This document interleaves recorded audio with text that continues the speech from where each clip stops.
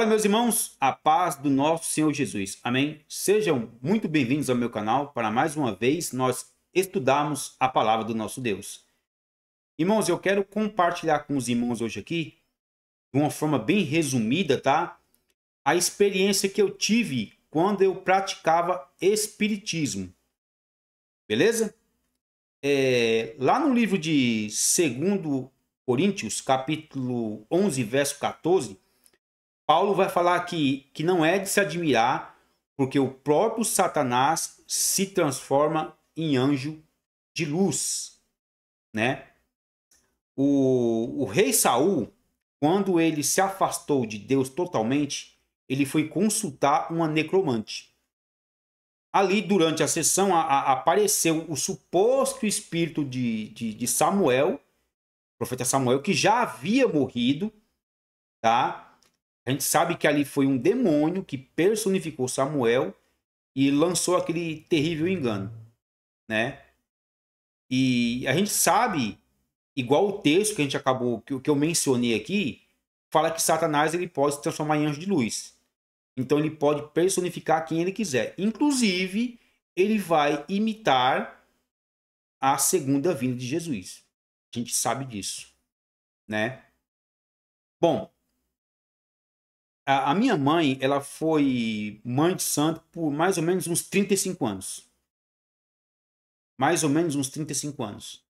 Hoje, graças a Deus, ela está totalmente libertada, já está batizada na igreja. Glória a Deus por isso. Amém. Mas no ano de 92, se eu não estou enganado, eu tinha por volta de 13 para 14 anos. Eu era um adolescente ali, né? Eu estudava de manhã na época e eu cheguei da escola, almocei ali, fui para a sala, liguei a televisão e comecei a assistir um filme. E ali eu me deitei e acabei dormindo. Eu lembro que quando eu acordei, eu estava com o corpo totalmente paralisado. Eu não consegui me mexer. Você vai encontrar vários relatos na internet aí falando sobre isso. Chama-se paralisia do sono. Inclusive, tem um vídeo no canal onde o ex-satanista Gabriel Estevão, ele fala sobre isso daí. Eu vou deixar o card aí em cima aí, vocês poderem acessar. Beleza? Bom, então eu fiquei ali totalmente paralisado ali. E eu não consegui me mexer. Eu só mexia só os olhos ali, ó. Quando eu olhei para frente, eu vi uma mulher de preto, enorme, e ela veio vindo na minha direção. E ali, vocês imaginem ali, eu com 13 para 14 anos, ali um adolescente, vendo aquela cena. Eu fiquei totalmente apavorado. E ali, nessa época também, eu frequentei igreja católica, né? Eu me batizei em igreja católica, eu fiz primeira Eucaristia, eu fiz crisma. E ali eu rezei um Pai Nosso e uma Ave Maria, aquelas rezas que eu sabia, e aquilo foi embora, né? Quando a minha mãe chegou, eu contei para ela o que havia acontecido, né? E ali ela falou assim, ó, vou consultar os guias, né? A gente sabe que não são guias, são demônios, né? Enfim, misericórdia, meus irmãos, Satanás é terrível. E foi falado para minha mãe o seguinte, que pelo fato de eu ser filho de uma mãe de santo, eu precisaria desenvolver a minha espiritualidade. Entendeu? Olha para você ver como o inimigo ele é terrível. Irmãos, durante esse tempo aí, bem antes de eu ver isso que eu acabei de contar, eu já tinha. Só que assim, isso aqui foi um negócio muito forte, muito nítido, né? Eu já havia visto algumas coisas assim, sabe? Escutado, sonhado, mas não daquela forma como apareceu ali. Ali tinha sido a primeira vez que eu tive um contato assim, bem real mesmo, né? Enfim, aí foi falado que eu precisaria desenvolver. Logo de imediato eu não desenvolvi. Passou alguns anos eu comecei a desenvolver ali, né?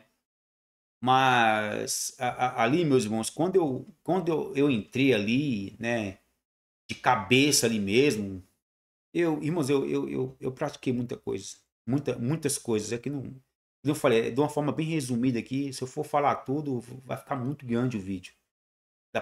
Dá até para escrever um livro, né? Mas enfim. Mas eu fiz muita coisa, eu vi muita coisa, eu pratiquei muita coisa, né? Mas dentro de mim, eu sempre. Eu tenho certeza que ali era o Espírito Santo trabalhando ali já.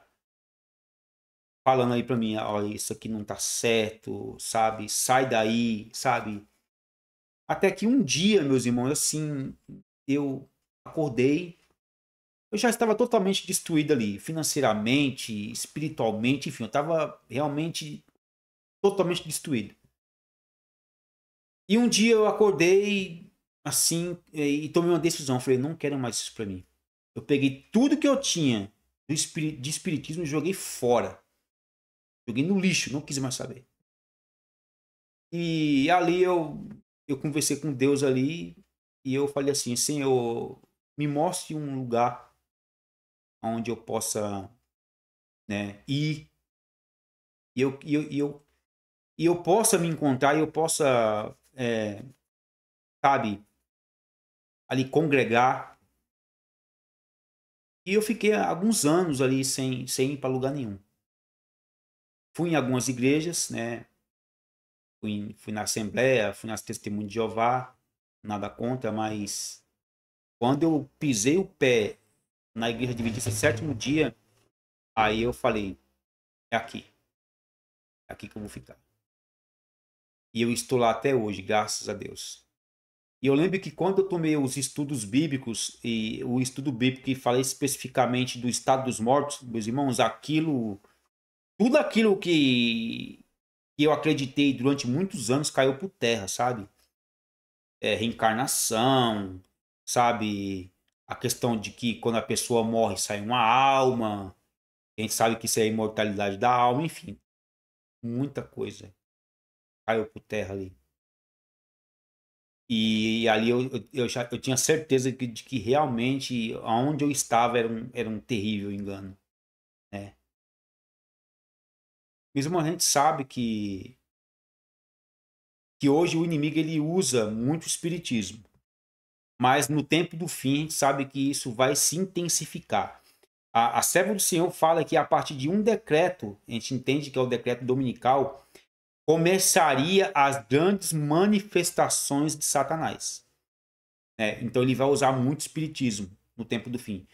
Lá no capítulo 16 de Apocalipse, lá João, quando vê aqueles 3 espíritos imundos semelhantes a rãs, ali que tem ali, a gente entende que ali é protestantismo apostatado, catolicismo e espiritismo. Então, eles vão estar unidos ali, ali no tempo do fim ali, né? E os enganos serão terríveis, meus irmãos. E hoje, graças a Deus, eu conheço bem a questão do estado dos mortos. Eu creio que todo adventista do sétimo dia conhece bem o assunto, mas a gente sabe que, se possível, ele enganaria até os eleitos. Então a gente tem que ter muito cuidado. A gente tem que ter muita comunhão com Deus, muito discernimento, porque, meus irmãos,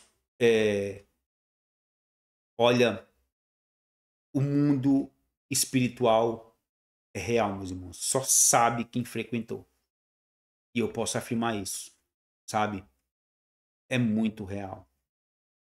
A pessoa que nasce no berço adventista e nunca teve contato com isso é uma coisa, mas aquelas pessoas que vieram do espiritismo e hoje, que no caso eu, né, e depois conheci a verdade, sabe, é totalmente diferente, sabe? Uma pessoa que nunca viu nada daquilo, só escutou algum testemunho de alguém ou ouviu algum vídeo na internet, algum relato, enfim. Mas eu não, eu vim de dentro do espiritismo, né? Pratiquei durante muitos anos, né? Então, assim, eu posso afirmar que é um engano muito terrível. Então, a gente tem que estar preparado, meus irmãos, porque os enganos satânicos do tempo do fim serão terríveis, tá?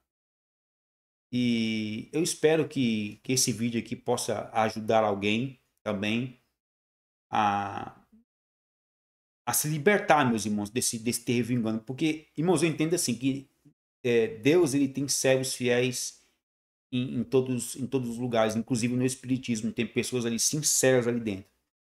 São pessoas sinceras que acham que estão fazendo o bem.